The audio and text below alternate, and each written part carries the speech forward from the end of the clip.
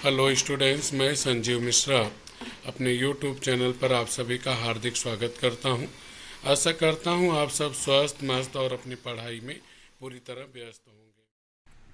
पाठ 13 विप्लव गान, जिसके कवि हैं बालकृष्ण शर्मा नवीन जी।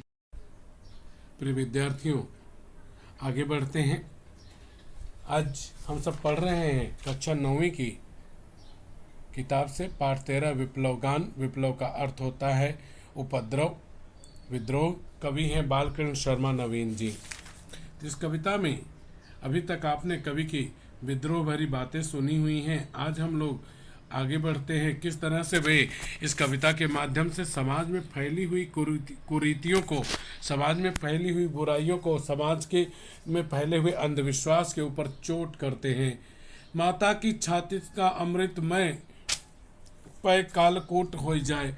कभी कहते हैं कि माँ की छाती से जो दूध निकलता है वह बच्चे के लिए अमृत के समान होता है।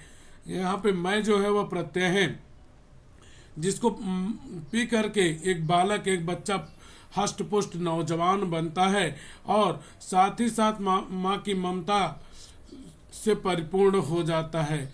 वह पय, वह दूध कालकूट विष के समान हो जाए। कवि का कहना है कि माँ की छाती से निकलने वाला अमृत के समान जो दूध है, जिसे पी करके हम सभी बच्चे जो हैं वे हष्ट पुष्ट होते हैं। वह दूध, कवि चाहते हैं कि वह दूध कालकूट विष के समान जहरीला हो जाए, विषैला हो जाए। अर्थात कवि का कहना है कि अमृत के समान जो माँ का दूध हम पी रहे हैं, वह दूध हमारे भीतर आलस्य को पैदा कर रहा है। हमारे जीवन में हम केवल सुखमय चीज़ों के ही आदती बन जा रहे हैं। कष्टों को सहन करने की क्षमता हमारे भीतर नहीं आ रही है। अगर वह कालकूट विष के समान होगा तो निश्चित है हलाहल विष पी करके हम क्रोध की भावना से भर जाएंगे और समाज में फैले हुए अंधविश्वास, अत्याचार, अन्याय और कुरीतियों के विरोध में हम खड़े हो जाएंगे और हमारा जो प्रगति का मार्ग रुका हुआ है वह मार्ग हमारा अब प्रशस्त हो जाएगा। आंखों का पानी सूखे वह शोणित की घूंटे हो जाए।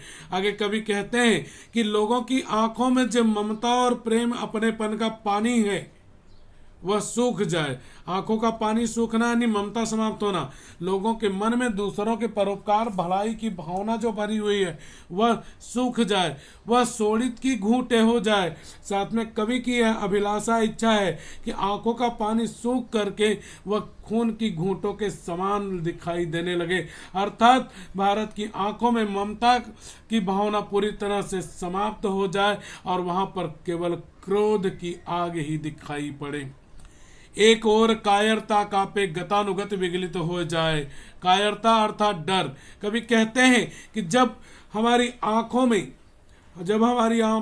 में ममता की जगह केवल क्रोध की भावना रह जाएगी तो लोगों के अंदर की जो कायरता है, डर है, भय है, वह कांपने लग जाएगा। गतानुगत विगलित हो जाए।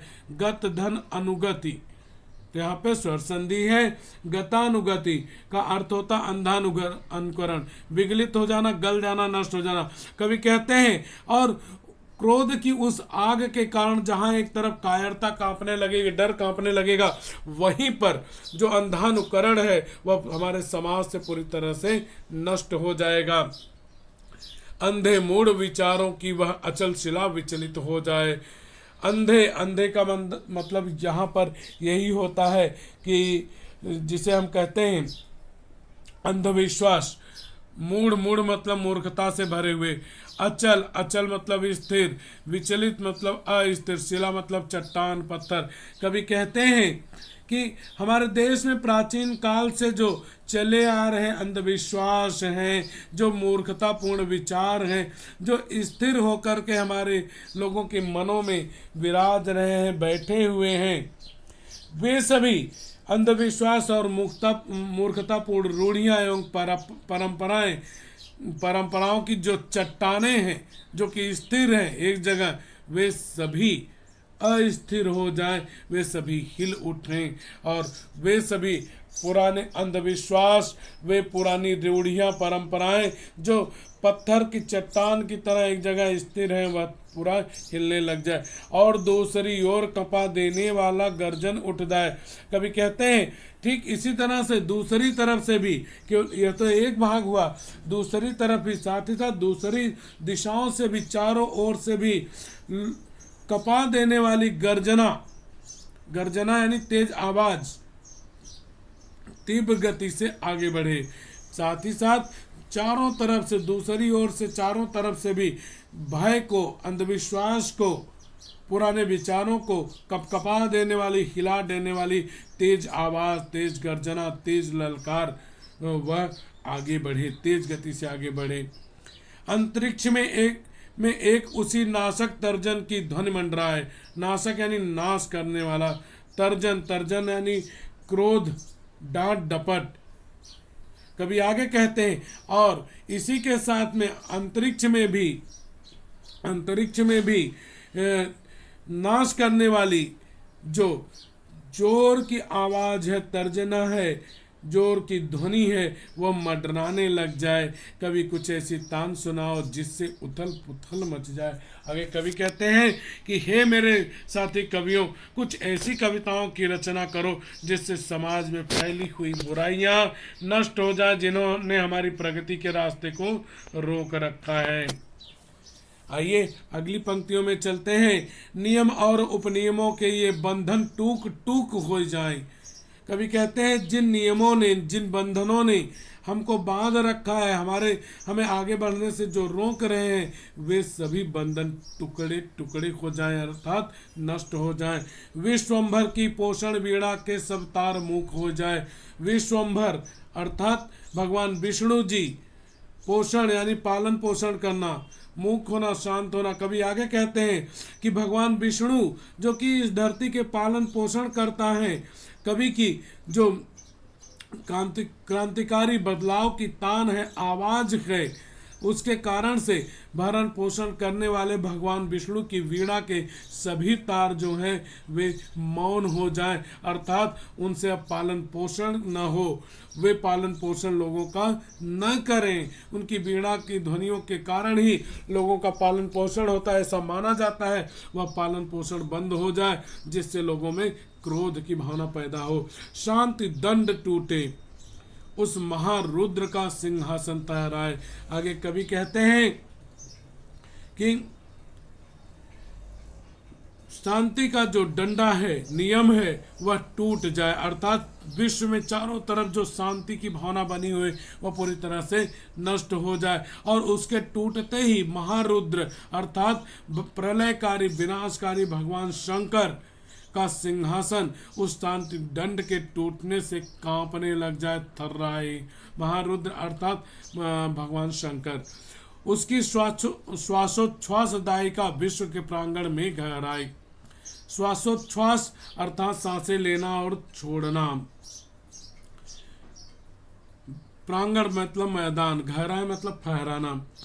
आगे कवि कहते हैं कि शांति दंड टूट जाए और प्रलयकारी भगवान शंकर का सिंहासन कांपने लगे, उसका उच्छ्वास जो है, उसकी सांसें जो है संसार भर में छा जाएं, संसार भर में हर जगह पर उसकी श्वासें छा जाएं, अर्थात लोगों की क्रोध के कारण जो सांसें निकल रही हैं वह संपूर्ण विश्व के आंगन में वह सुनाई पड़ने लगी। नाश, नाश हाँ महानाश की प्रलयंकारी आंखें खुल जाए।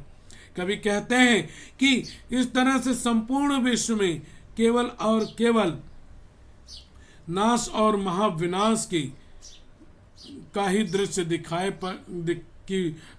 दिखाई पड़े, चारों तरफ नाश और विनाश का दृश्य दिखाई पड़े और प्रलयकारी भगवान शंकर की आंखें, तीसरा नेत्र खुल जाए। कभी कुछ ऐसी तान सुनाओ जिससे उथल पुथल मच जाए। कभी आगे कहते हैं कि हे कवियों, ऐसे कुछ तान सुनाओ जिससे इन संसार में परिवर्तन आ जाए, बदलाव आ जाए और संसार में पुरानी परंपराएं नष्ट हो जाएं, अंधविश्वास समाप्त हो जाए। कवि लोगों को सावधान करते हैं। सावधान मेरी वीणा में चिंगारियां आन बैठी हैं। कभी चिंगारियां आके बैठना अर्थात क्रोध की भावना पैदा होना। कभी लोगों को सावधान करते हुए कहते हैं कि उनकी वीणा में जो प्रेम के और मधुर गीत, ममता वाले गीत निकलते थे, अब वे नहीं निकलते। अब उनकी वीणा से जो स्वर निकलता है वह क्रोध और विद्रोह के स्वर हैं। टूटी है मिजराबें, अंगुलियां दोनों मेरी ऐठी। मिजराबें अर्थात एक लोहे का छल्ला होता है जिससे वीणा के तारों को झंकृत किया जाता है, बजाया जाता है। ऐठना यानी टेढ़ा होना। कभी कहते हैं जिससे वे अपनी वीणा को बजाते थे वे मिजराबें अब टूट चुकी हैं। उनके पास वीणा को बजाने के लिए अब मिजराबें नहीं हैं, लोहे का छल्ला नहीं, इसलिए वो अपनी उंगलियों से ही वीणा के तारों को बजा रहे हैं, जिससे उनकी उंगलियां टेढ़ी हो चुकी हैं। कंठ रुका है महानास का, मारक गीत रुद्ध होता है। कभी आगे कहते हैं कि उनका कंठ जो है वह रुद्ध हो गया है, रुक गया है, अवरुद्ध, उससे आवाज स्वर नहीं निकल रहा है।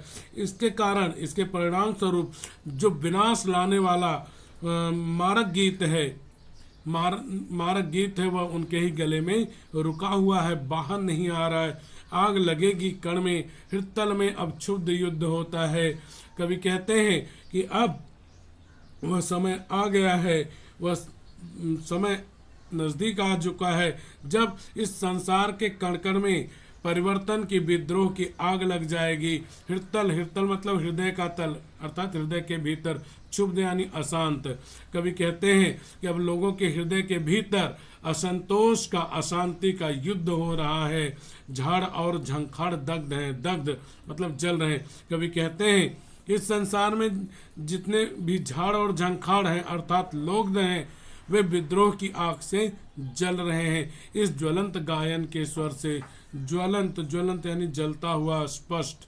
कभी कहते हैं कि उनकी कविता के गायन के कारण से जो झाड़ और झंखाड़ हैं वे सभी दग्ध हो चुके हैं, जल रहे हैं, और उनके हृदय के भीतर से निकलने वाला जो रुका हुआ गीत है वह युद्ध की तान है, रणभेरी है, जो कि उनके हृदय के भीतर से निकल रहा है।